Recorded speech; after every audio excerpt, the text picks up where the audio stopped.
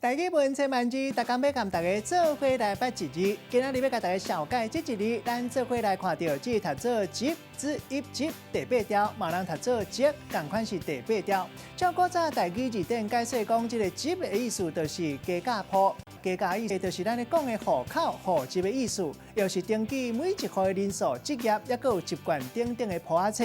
较早登记入户口，咱讲是入加价；另外来到户籍单位登记结婚，古早讲是做加价，又是讲入户口、入户籍的意思。另外，伫咧外国实习的人，咱讲是籍民，带大家做伙来小解这两个词。头一个读做户籍，头前讲到就是户口，也是讲加价。第二个词读做习惯，代表讲是祖先出世或者是生活的所在。咱用一句话来举例，甲这两个词合做伙。譬如讲，较早讲长山过台湾，心肝结归元，有长山公，无长山马。